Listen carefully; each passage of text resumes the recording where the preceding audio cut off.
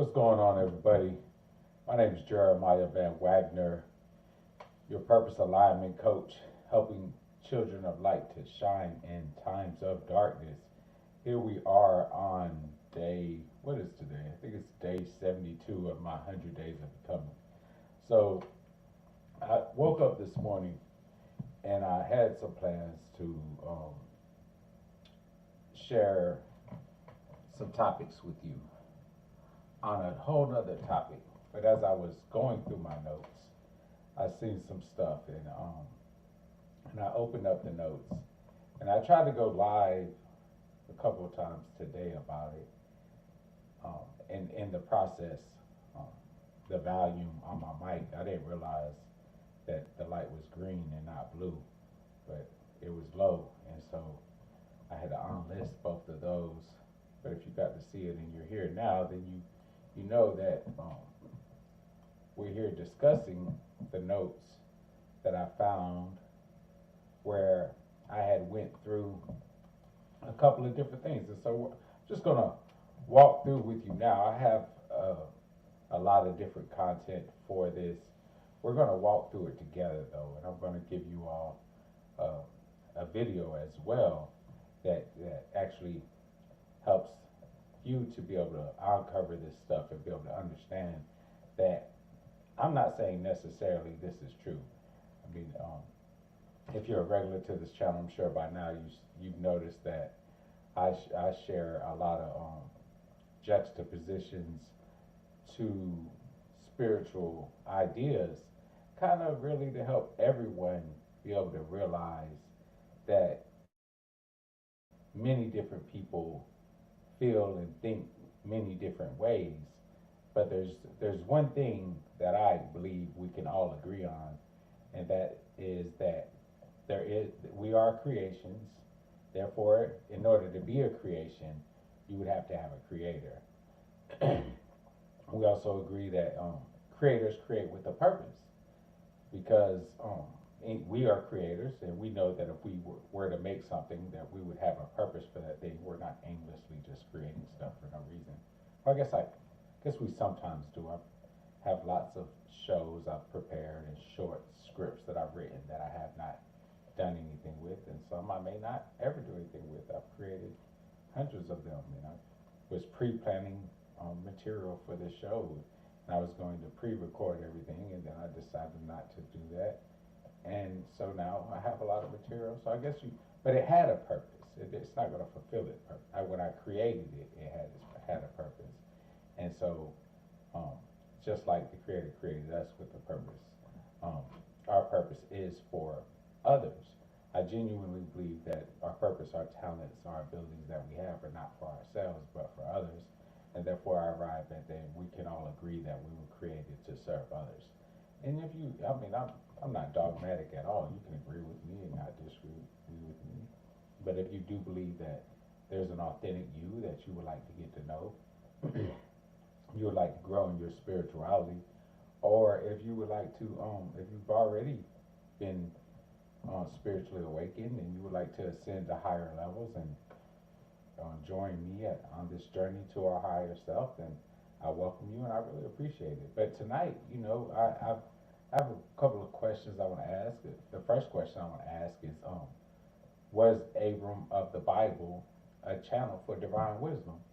Now, this is a really interesting topic. That's if I take you to where I started, it'll kind of help you to understand how I arrived here. So we think about Abram's journey. Well, we'll just call him Abraham. In his journey, and what we get when we look at scripture. So I have the scriptures up in front of me because it's going to make it easier for me to be able to reference them. I wouldn't want to be misleading people, because I know people are already going to call me a heretic. They're going to say that I'm the devil, and people are going to call me all types of names. But I'm not even saying that. All I'm saying is this deserves an honest perception. Take a look at it. I mean, consider it. And if you stick with me to the end, you will see also how that you also might be a channel for divine wisdom. So the first thing that I realized, and it's been a while, I've known this stuff for a long time, about Abram being from the land of Ur and Ur of Chaldees, and we know that that is in modern day Iraq. And also that little small area, that's the oldest. That's where we find the oldest civilization, known as Sumer or Sumer. And we see. I've seen that connection probably 15, 20 years ago. And I've always had the question. It wasn't until um, the internet and Google came that it really made allowed me to really look deep into it, and then Britannica online, and then once I got involved in Christianity and began to understand the Bible more because I was underneath an amazing teacher who taught the Bible regularly and well, and helped you to understand the words and understand the language and the ancient people, and it led me to looking even more closer at things like this. Of course, I was never, every time I try to bring them up, it always made people uncomfortable. Oftentimes, they didn't know what I was talking about. Like that reminds me. One time I remember I was talking to people trying to bring up like the Hermetic principles, and they thought I was talking about like hermeneutics and I didn't try to correct them. I mean, this was like 12 years ago, 11 years ago, but I just thought it was funny because I until recently, probably within the last 2 or 3 years, I really had an issue with believing everybody could see this stuff. Like I could look at something and I piece it together and I immediately could see how things connect. So when seeing that the Arab Chaldees was in modern Iraq and that Summer was modern Iraq, well, let's see what else it says. So we see in Genesis 12:1 that the Lord actually spoke to Abram and told him to go out of his country and out of his father's house. We know that inside of this, we find out that his father, I think it says that he was a moon worshiper. Um, and we know that they were a polytheistic people. We also, when we look at actual historical records, there's a lot of things that we find out, but we definitely can posit that Abram and his father and his family had direct knowledge to the Sumerian tablets and into this information, and that would help us to realize why the creation story on both sides, they run parallel to each other. That's the reason why we get the story of Gilgamesh, and we get all of these variations of stories because they're starting from this one place, and then we get all of these spreads of people with the story, um, and they begin to change it. But if we begin to look at the Sumerian tablets, and we understand that Abram as a whole, or Abraham, they call him a Hebrew. Now, scholars, we know this now, regardless of the Catholic Church will never admit it, the Christian Church, they'll never admit it. But we know now that there never was a Hebrew people. They try to find ways to work it out and try to make us understand that this was a title, it meant the first to cross over, or however they choose it. But in order for there to be a Hebrew language, there would have had been a Hebrew people. And so when I found out there was never a Hebrew people, it caused me to look more into it. And, well, there was a Nibiru um, tribe, well, not tribe, but they were from they were extraterrestrial, as it were, or some might say that these were the fallen angels, or however you want to view it. But let's just say that they definitely were not human, right? And so we see them, and this is what scholars are reviewing. You can actually go see studies where people, archaeological studies, where they will tell you that there was never a Hebrew people, but that possibly there was a Narabu people who brought a whole bunch of tribes together, and the language that they tell us is ancient Hebrew or ancient Aramaic. Yeah, they're Sanskrit languages, but they're really Akkadian and Canaanite languages. And see, they know this to be true. And so since I um I spent 10 years as a Christian, I didn't play Christian. I really the same voice that I'm talking about tonight, that we're going to get into here in a minute, that I believe that spoke to Abram in the patriarchs, the same voice that speaks to me, the same voice that inner voice that speaks to you, that I'm just positing that possibly we're all channels to divine wisdom and to the creator. I'm not saying it's absolute truth, just saying it's a possibility. So we see that it also throughout Abraham's experiences, that he had visionary guidance continually. We see it in Genesis 15. We see it in 17.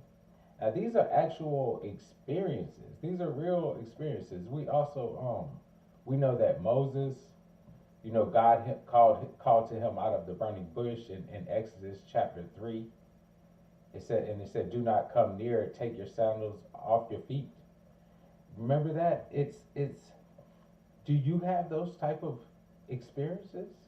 Have you ever had them? Have you ever been about to leave the house and you see a cup or a bag over there on your table or on the stand, and you tell yourself, "Man, go get that," and then you be like, "Well, I don't need that," and then later on the day, a couple hours later, you're somewhere and you wish you had it? Well, what was that? What was that? If that's not what you have. See, I'm not saying that you don't have it. I'm here saying that Abram was uh, in Scripture. We see him a man, but we also see a seeker.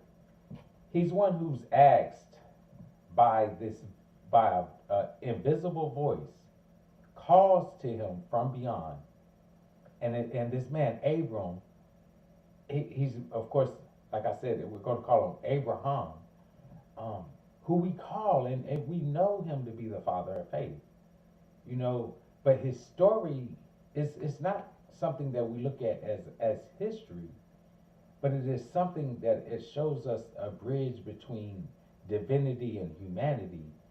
See, Abraham, he revealed to us. It seems like he was the first one to realize the Father. See, the Father is referenced in the Sumerian tablets, the source from which we all come from.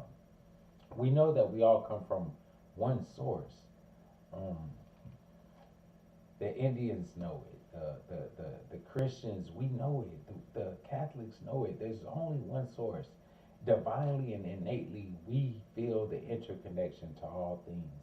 And we're rising to a level as in love and in harmony and peace. And we're going to begin to understand this interconnection as science has now become to agree with spirituality, and they're realizing how everything is interconnected. And now that there's plenty of studies out there, plenty of papers out there proving it, we can see that this is something that's real. Now, when we think of Abraham, when he begins his journey in the land of Ur, which, like I mentioned, is a part of ancient Sumer, it's a civilization rich in polytheistic traditions and cosmic wisdom. Like Sumeria, not Sumeria, I apologize, but Sumer, where the Sumerian tablets were found, this is a place where a pantheon of gods existed, but there were these great gods, or these creator gods, according to the tablets, Anu, Enlil, and Enki, and they were thought to govern every aspect of life. This trinity of gods, they covered that. But not going to get into that. We're going to talk about Abraham's story, because Abraham decided that he wasn't going to serve a pantheon of gods. He was connected to the Creator. a singular, transcendent voice. So the question is, was Abraham not just a man of faith, but a channel for divine wisdom? And if so, could we be channels too? Now, to understand Abraham, we must start with the proper context, right?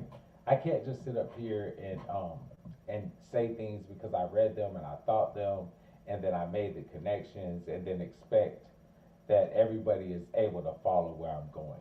But I promise you, if you stick with me, when we get to the end, you'll understand the purpose of why I search out these things. Because like when we think of summer, like it was a hub of spirituality and advanced knowledge. When you look at the civilization that existed there, the things that they were capable of, it's believed by many people that they were more advanced technologically than we are currently. Now, um, the destruction and the battles and the wars that are so called happen or whatever, but later on down the line we get Abram and Abraham, which is um, much is down the road here, and then we see where he grew up in this culture, and his family likely participated in all the rituals and the temple worship, and like I said, definitely had exposure to the Sumerian tablets and the Emerald tablets, and were very familiar with it in his youth. Because remember, he's a grown man at the time. He's married, and his father, I believe, has already passed away at the time where he's being called to leave out. Now, when he hears the voice calling out to him to leave his homeland, he trusts this creator, this unseen voice, to leave everything that he's familiar with and to go out. Now, this direct connection, the word that I'm using here, and it's intentionally being used. I know that there's so many words that have these negative connotations from a dogmatic view. Um, there's many people don't like this. It's true, and if anybody says it's not true, then you're either deceived or you're wrapped up in some type of false reality, or something way worse. But the truth is that the West was conquered, influenced, and then diluted with Catholic dogma for over 1,500 years, it feels like. But it was only, what, 600 years, 500, 600 years. But it feels like 1,500 years, and I would argue that it probably is. But, well, it doesn't matter because even 100 years of forced perception causes people to feel a certain way. There's not one person who was born into a house where y'all came up with y'all's own language, y'all's own alphabet, your own time. No, no, you took all the constructs that were already developed for you. Well, the Western construct is developed heavily through Catholic dogma. There's a lot of things that they tell us are wrong that the Bible tells us are right. And if you look in the Bible and you listen to, that's the reason why I don't ascribe to any titles. My identity is who I am. I'm Jeremiah Van Wagner. My belief system is what it is. It's one of faith. You know what I'm saying? It's faith that there is a creator who loves me and who speaks to me, and I listen to him, and he leads me, and he got me here, and he's got me there, and when he got somebody, you tap in, and I get a download, and I bless you. But that's all of that. All of that is about moving us towards something more, to realizing that divine wisdom is within us. It doesn't matter about the word I use, channel, because they said many things the Catholic Church said are wrong. Like well, here's a spoiler alert. So I'm going to do Gnosticism, Gnostic. I've done a lot of research on the Gnostics and Gnosticism, and that's really what I was going to start today, but it looks like it continues to be pushed to it'll be the first week of being, um, most likely, which will be in about 3 or 4 weeks. And I'm looking forward to that. But even that word, the Gnostics, Gnosticism, if you go back and you look at what we now have with the Nag Hammadi library, and we look at the Dead Sea Scrolls, and we begin to examine the actual facts that we have, we see that nothing about what the Catholic Church had put out and all of these Catholic scholars had put out about them was true. None of it was true. It's kind of like modern day with Trump. Well, whatever. That's anyway. That's another thing. So if we think about, let's say if Abraham, the father of faith, let's say that he's also the father or the patriarch of channels, because it wasn't him alone. Remember that also Isaac, his story is also one of faith. Um, not near almost being a sacrifice, but his silent trust in divine guidance. Jacob, who wrestled with the divine, literally, like broke his leg. You know what I'm saying? So like these ideas, they can't be far fetched from us. They have to be, either you believe it's real or you don't believe it's real. And if you don't believe it's real, why is it there? Either it's there to teach you something about yourself, if you're going to say that these didn't actually happen, because even though these stories and these ideas that we find in the Bible, there's one thing that we also know is true: they're not original to the Bible. The Bible is a collection of a lot of different writings brought together um, by people in the past. Let's just say that. You know, we have the beginning of what I call modern day religion, started by Constantine. I think that was like 325 AD. But and that's when we develop and we begin to see everything that we see. But let's think about like another person like Joseph. Remember, he had dreams. His dreams were insights into uh, actual reality. You know, a pathway to survival and a purpose for an entire nation. I love the way that ends because he realizes that it wasn't about him. Like, God didn't save me for me, man. He saved me so he could preserve a whole nation. That's like the realest thing in the world for somebody to realize. Like, I ain't, man, like, I'm nothing. We're nothing. This transient life is a vapor compared to the life that we were created to live and what we're where we're headed after this. And I'm not saying that we're headed to heaven. I don't necessarily see anywhere in scripture to make me say that yes, we're people living. No, we were created to live on earth. It says we'll get a new heaven and new earth, but it says that the people will still be here on earth. But it also says that there's 1,000 years after this. Um, we don't know what that's like. We can't imagine it. We can't even defeat the little things in our life now that are more than capable of being defeated. More than capable, because everything starts with our internal thoughts. But if we don't understand that the divinity is inside of us, we can't really access these things. I know I'm talking about a lot of different things, but I'm definitely getting to the the the, the ultimate point about channeling divine wisdom and what it means for us. You know what I'm saying? I used Abraham's legacy because I thought that it would help to reveal something about your spiritual potential. The word that I was going to use, or the word that I'm going to use to help you get it, is, I guess, is intuition. See, intuition, that's that nudge that guides us in our decision making. What if intuition is just a form of channeling? Just like the patriarchs experienced. Moments of inspiration, moments of synchronicity, clarity.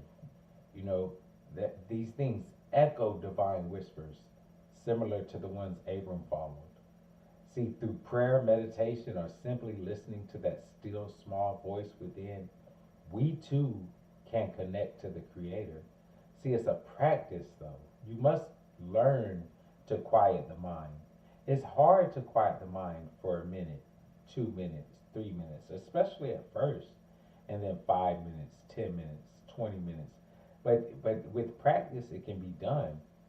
And when quieting the mind and the voice by learning to first practice your breathing, because if you practice your breathing, if you focus on the breathing, your counts in, holding it, and your counts out, it helps to not allow the extra thoughts to come about. There's also music. There's other ways we can do it. It's easier just to tell you that you could lay the thought aside and start over, but that's not, we're not here talking about meditation either, even though we are talking about prayer. So this is a story about Abraham, but it's not about Abraham exclusively, because the Abrahamic story is a reminder to us all that the Creator is accessible to us. See, channeling divine wisdom isn't reserved just for a chosen few. It's something that we are all capable of. The patriarchs showed us the way, but it's not a way of perfection. Think about Jacob. He wasn't perfect.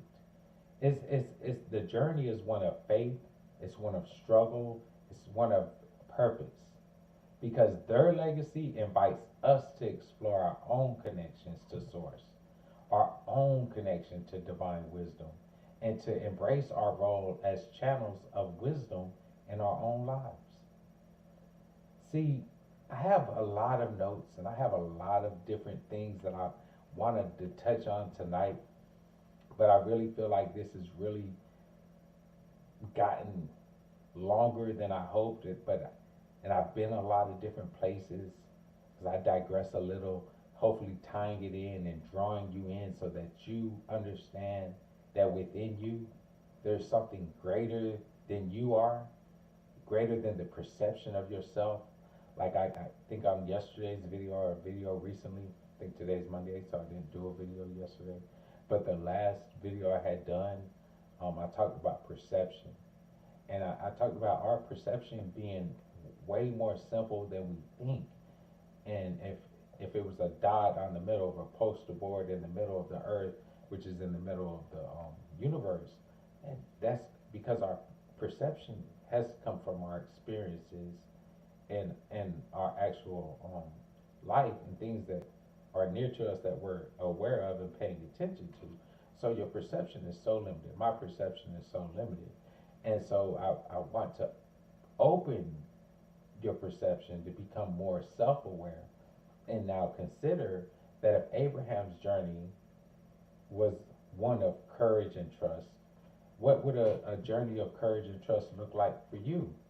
And how does this reflection reflect on your potential?